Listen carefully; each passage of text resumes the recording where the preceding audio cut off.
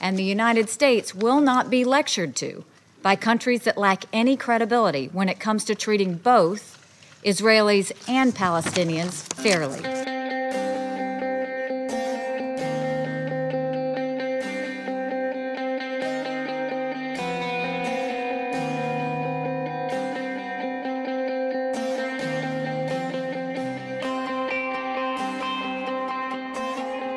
To those who do not act in good faith, to any person, leader, country, or terrorist group that uses this week's decision as a pretext for violence, you are only showing yourselves to be unfit partners of peace. Finally, I will not let this moment pass without a comment about the United Nations itself.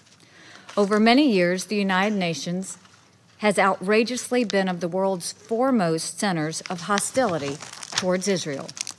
The UN has done much more damage to the prospects for Middle East peace than to advance them.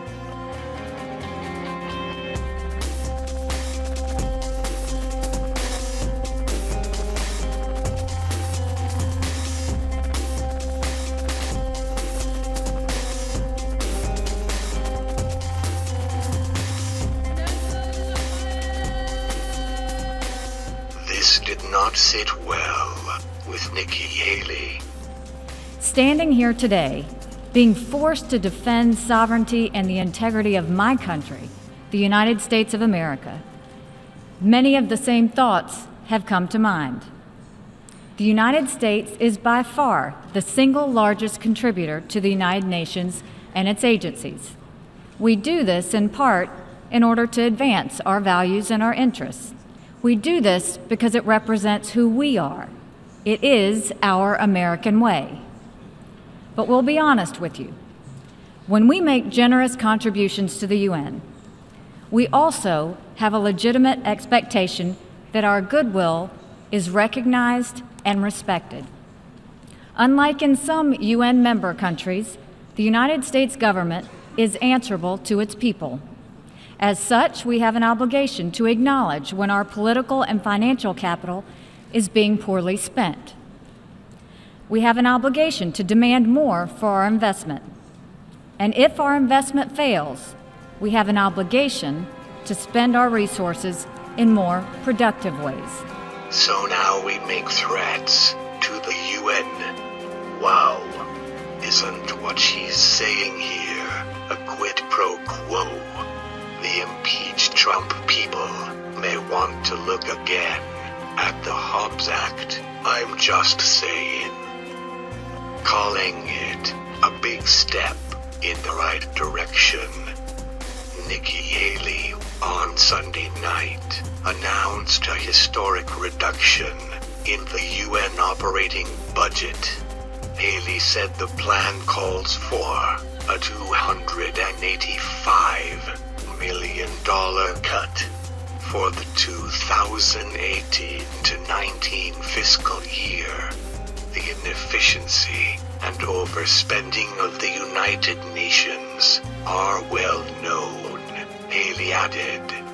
We will no longer let the generosity of the American people be taken advantage of or remain unchecked.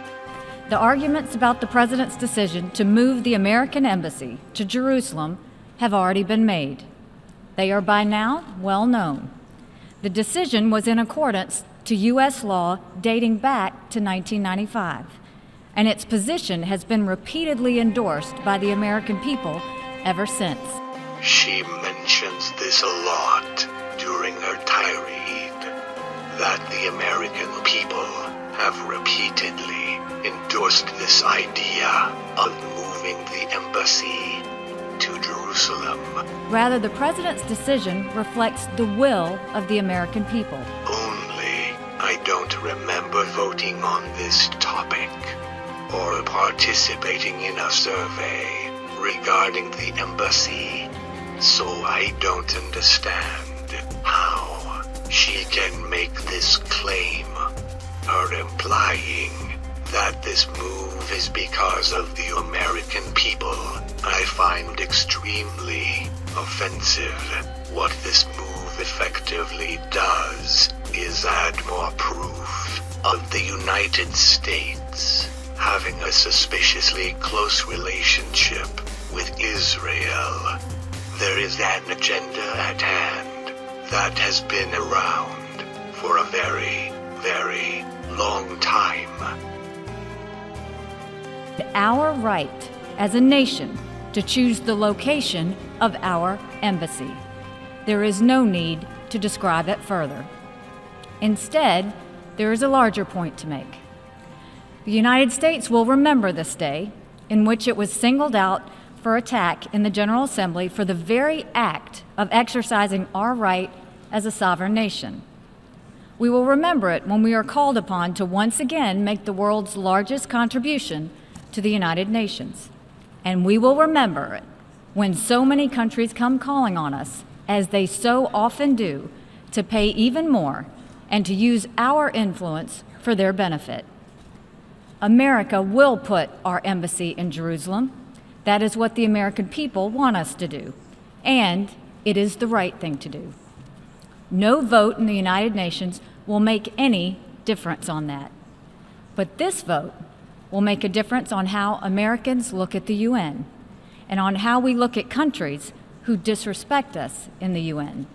And this vote will be remembered. Thank you.